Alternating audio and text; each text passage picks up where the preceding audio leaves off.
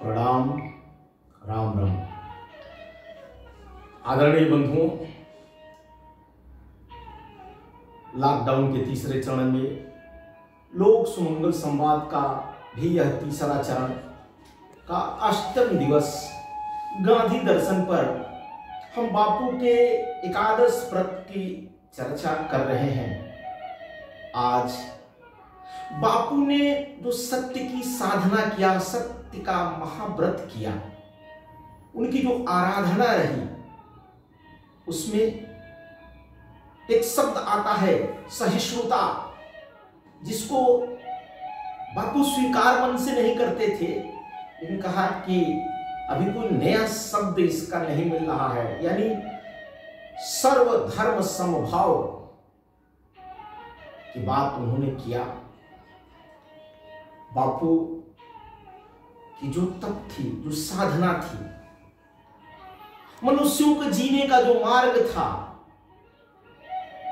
उस मार्ग में सत्य की साधना थी। व्यक्ति सत्यशील कैसे हो सकता है, धर्म पर कैसे चल सकता है, धर्म मार्ग क्या है। तो बापू कहते थे कि धर्म अनेक हैं, आत्मा एक है, मनुष्य देह अगणित है, असंख्य है, लेकिन मनुष्य ने धर्म की भी अलग अलग व्याख्या कर दिया, धर्म को भी अलग अलग बांट दिया,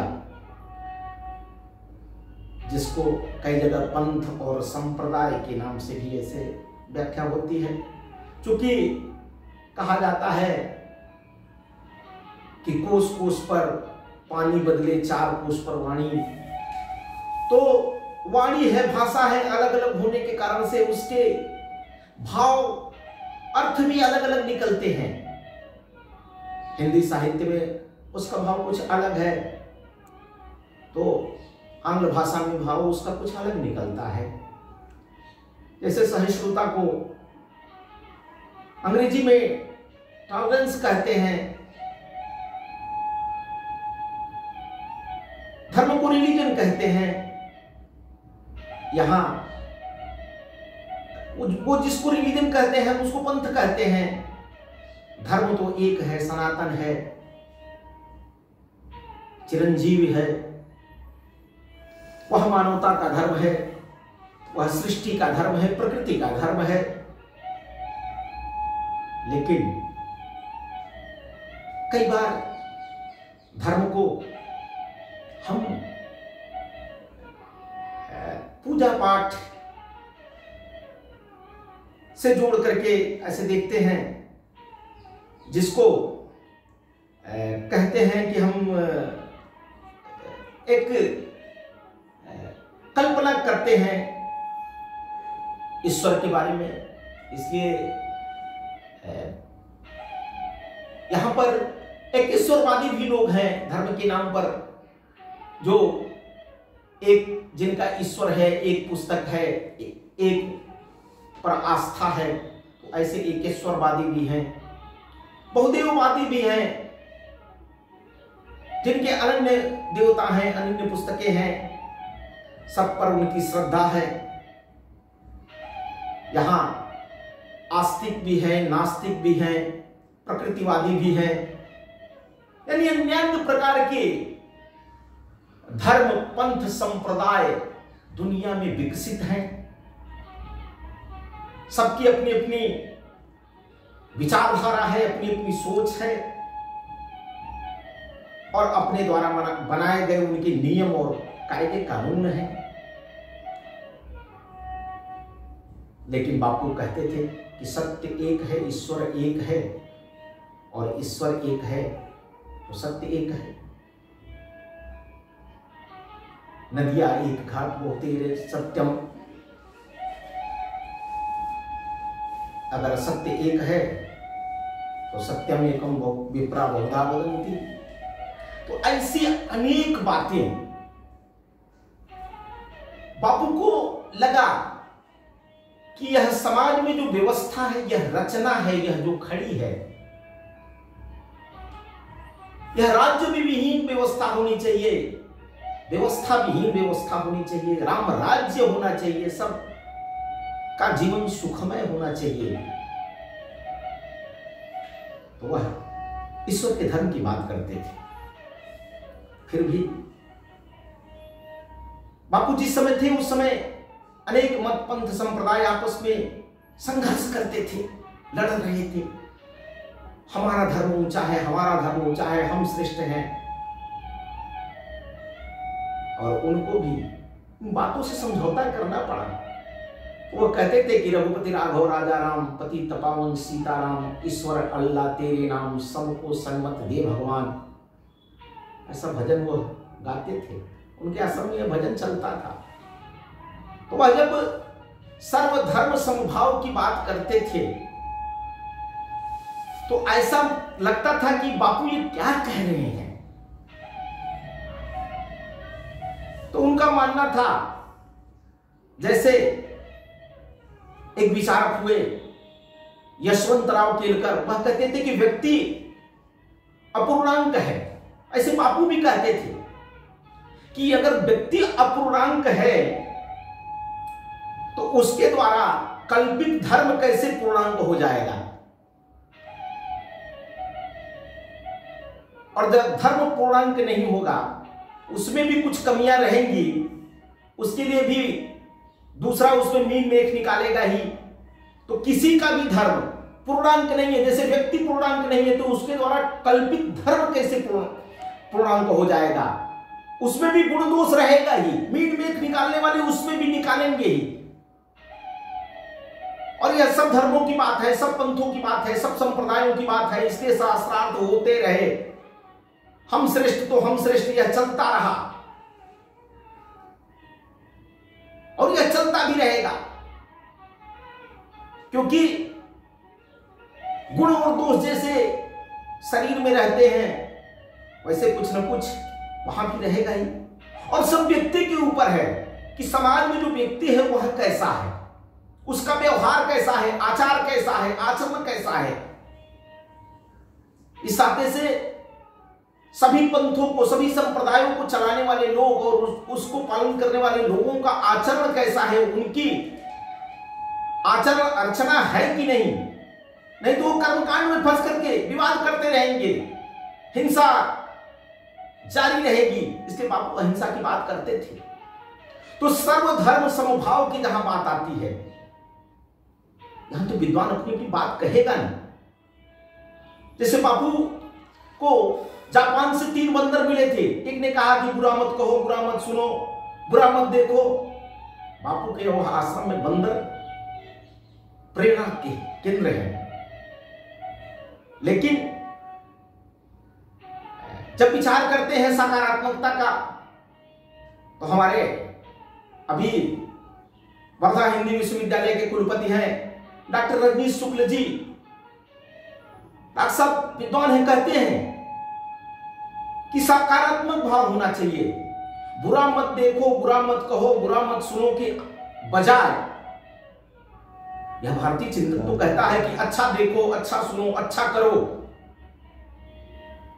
यानी हम समाज में अच्छाइयों को ढूंढें, धर्म में सद्गुणों को ढूंढें, व्यक्तियों के दुर्गुण को दूर करने वाले ऐसे संस्कार देने वाले अभियान चले, हमारे प्रयास हो। तो सर्वपंथ समादर की जहां बात आती है, बापू जिसको सर्वधर्म समभाव की बात कहते हैं, तो आज समय की आवश्यकता है कि हमारा धर्म श्रेष्ठ है, हमारा धर्म श्रेष्ठ है, और उसके आधार पर सत्यम एक विप्रा बहुधा वदन्ति कहने वाले लोग इस धरा पर कितना तप किया होगा, कितनी तपस्या की होगी, तब उनको लगा होगा कि ईश्वर एक है, उसके बनाए हुए नियम कायदे कानून एक हैं। लेकिन उस पर चलने वाले लोगों का जो समूह है वह सद्गुणी न होने के कारण से, अपूर्णांग होने के कारण से, मनुष्य होने के कारण से अपने अपने हिसाब से उसकी व्याख्या करता है, लड़ता है, झगड़ता है। इसलिए अगर हम जगत में सुख शांति समृद्धि चाहते हैं, सब में भाईचारा चाहते हैं, तो सब में उस आत्मा परमात्मा के दर्शन करने पड़ेंगे, उस ईश्वर का दर्शन करना पड़ेगा। और ईश्वर सत्य है, सत्य ही ईश्वर है, यह बापू कहते थे। तो आज अगर सहिष्णुता की बात होती है तो असहिष्णुता की भी बात होती है। यानी धर्म के नाम पर समूह में लोग इकट्ठा होकर के एक दूसरे की हत्या कर देते हैं, तलवार उठाते हैं, संघर्ष होता है। और वह व्यवस्था, जिस मनुष्य के लिए वह व्यवस्था की बात, वह सुख शांति की बात करते हैं, उनकी हत्याएं होती हैं। अहिंसा की जो बात करने वाले लोग हैं वह हिंसा करते हैं। यानी एक सुख पाने के लिए अशांति फैलाना, हिंसा करना, यह बापू को स्वीकार नहीं था। और आज दुनिया जिस अशांति में जी रही है, अब तो युद्ध के कायदे कानून भी धीरे धीरे बदल रहे हैं। कह रहे हैं कि आज का युद्ध होगा तो आणविक युद्ध होगा, आज का युद्ध रासायनिक युद्ध होगा, आज का युद्ध जैविक युद्ध होगा, आज का युद्ध साइबर वाला युद्ध होगा। और चल भी रहे हैं। अमेरिका कह रहा है कि चाइना ने कोरोना के वायरस छोड़ दिए हैं, हमारी अर्थव्यवस्था तहस-नहस हो गई है। दुनिया के तमाम लोग इस प्रकार के आरोप प्रत्यारोप लगा रहे हैं। तो एक अपने राज्य के लिए, अपनी सत्ता स्थापित करने के लिए आदमी क्या क्या नहीं कर रहा है, किस प्रकार के षड्यंत्र कर रहा है, किस प्रकार से एक मनुष्य दूसरे मनुष्य के जीवन को समाप्त करने पर लगा हुआ है। इसे बापू बहुत दुखी थे। इस नाते से वह सत्य अहिंसा की बात करते थे। इस नाते से उन्होंने एक आदर्श व्रत की साधना किया। वह सत्य के पुजारी, लोगों का जीवन सुखमय कैसे हो, अपूर्णांक व्यक्ति, अपूर्णांक वह धर्म कैसे सर्वगुण संपन्न हो, इसकी साधना में वो आजीवन लगे रहे। तो जब सर्वधर्म संभाव की हम बात करते हैं, बापू ने भाव को बापू की समझना होगा। हम आज कह सकते हैं कि सर्वपंथ समादर का भाव होना चाहिए।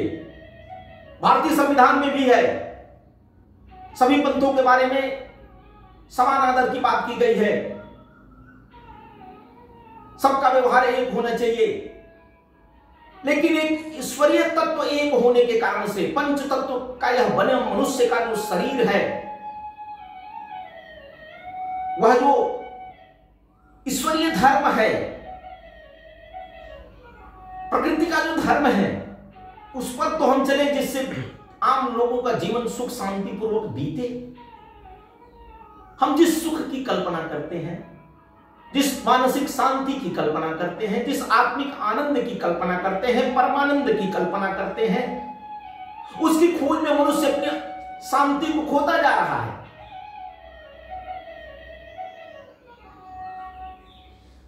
हम शांति जुटाने के लिए दिन रात मेहनत करते हैं, षड्यंत्र करते हैं, कैसे दूसरे को दुखी करके हम अपना जीवन सुखमय बना ले।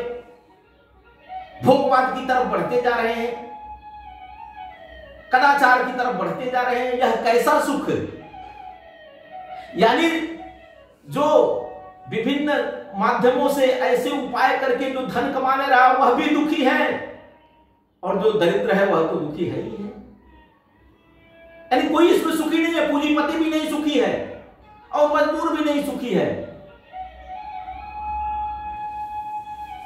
पुजारी भी नहीं सुखी है